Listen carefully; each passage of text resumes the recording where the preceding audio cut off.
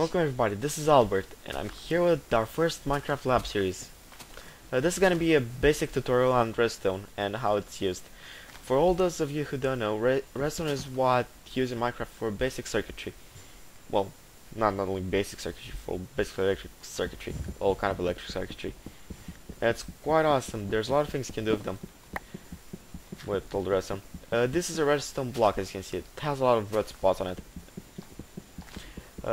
Mining it will usually give you 4 or 5 blocks of redstone. You can usually, it is best found at Y18 or 19 in map 3. You probably know how to get there, right? Otherwise, you shouldn't be watching this video at all. Anyway, there's quite a lot of things you can do with redstone.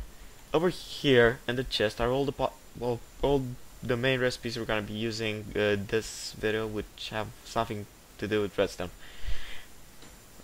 This one is a redstone torch, which basically provides current. It's the most basic thing with redstone, other than redstone wiring. The second one is a lever. A lever is basically a redstone with an on and off state. If it's on, it provides current. If it's off, it doesn't provide current. This is how you make a pressure plate, a wooden pressure plate. I'm gonna be discussing the difference between a wooden pressure plate and stone pressure plates, which are made in a similar way but using clean stone. Basically just burn cobblestone in a furnace. Later on, this is how you make a redstone repeater. Before this, to make a redstone repeater, it was actually quite difficult. I'm gonna show you a model of an old redstone repeater afterwards. Well, it wasn't actually difficult, but yeah. Redstone repeaters are really useful when talking about redstone right now. This is how you make a bottom. Bottom basically just sends out the one tick. Well, I'm not sure if it's one tick. It sends out the short impulse, which, well, basically provides current for a really short amount of time. This is how you make a dispenser. Okay, the dispensers aren't really that basic, and they aren't actually related to redstone circuitry directly like all the other items, but yeah, I just had to add dispensers.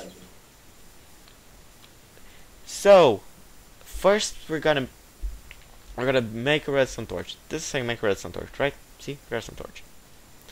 Now the redstone lever. Just put a stick on top of a cobblestone and you get a lever. Pressure plate, a stone pressure plate. Now a wooden pressure plate. Now a button. Now a repeater. I know I could do this without dragging, but I'm just too lazy.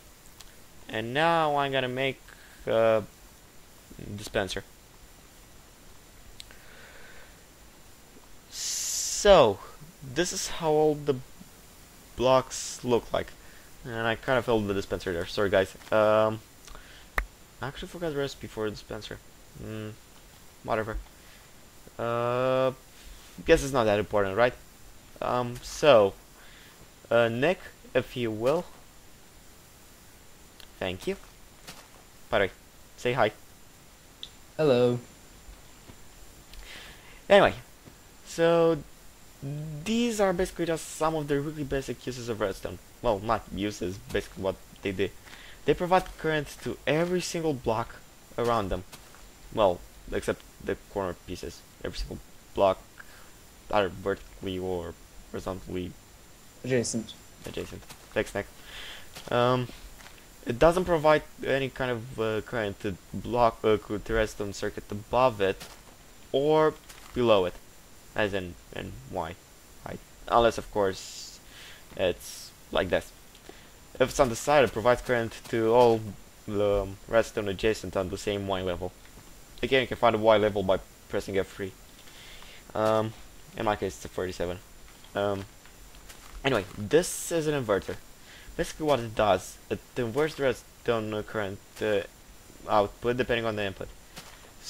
Basically, that's like a NOT gate, in case you know what that is. So, that's just the most basic gate you get. So, flicking the switch on will make the output be off, and flicking the switch off will change the output to on. This is a repeater. Basically sends an impulse and repeats the impulse. It's basically just another way of making another one of these repeaters. Basically the whole way to make another one of those repeaters. Yeah. It's sometimes you might prefer using this, sometimes you might prefer using this. Doesn't really matter. Depends if you want to save space or not. Okay, so levers provide current. Buttons also provide current for a single tick. Well, not a tick, I just say a tick because that's how I usually count a tick. So they provide current for a limited amount of time. They're really useful in some circuits, as I'm going to show you later on. Although they might be kind of hard to spot sometimes. Anyway, the difference between a stone pressure plate and a wood pressure plate is that on the stone pressure plate only provides current if the player, not a mob, not a creeper, not the sheep, not any object, steps on it. Okay? A wooden pressure plate, on the other hand, only can provide current if anything at all is on it.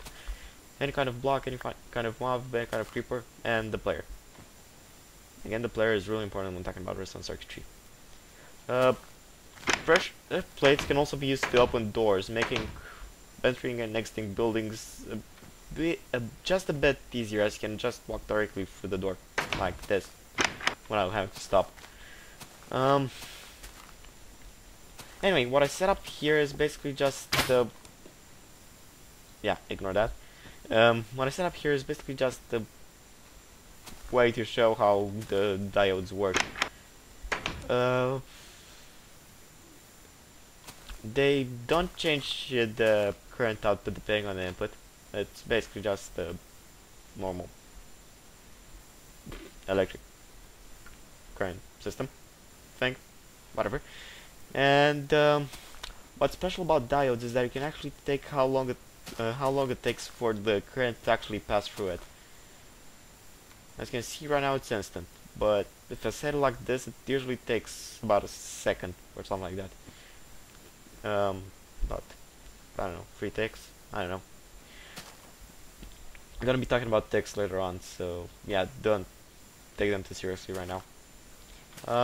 This is a dispenser. If you provide current to it, it shoots whatever is inside it. Right now there are snowballs inside it. Only 2 left. Let's just use those up. If there's nothing in it, it just won't shoot anything. And if it's an object in it, like for example a block, it'll shoot the block out, and then you can grab it. But it won't shoot them like snowballs far range away. And I'm talking about dispensers, more about dispensers later on. Redstone only provides current for 15 blocks, as you can possibly see here. If you try to extend the circuit by any amount, it won't provide any more current. So you see, nothing happens to the door. As opposed to if I had it over there. Okay. And now the final la piece de la résistance, as they would say in France, is the memory latch. It basically stores. You basically step on the pressure pad and stores the input. Got it? So you basically just press on the pressure plate, and it, or just provide current to a part of it, and it will change that input and output on the other side, or however you want to look at it. It's really useful in some circuits later on, and I'll be explaining it later on when we're doing advanced redstone circuitry. But for now, it's just a useful thing to know. If you somehow realize what you can use this for, then good job. There's nothing I can teach you about basic redstone circuitry. So, hope you enjoyed and hope you learned something. If you haven't, then that means you already know the very basics of redstone. And when I say basics, I mean basics. So, see you next time.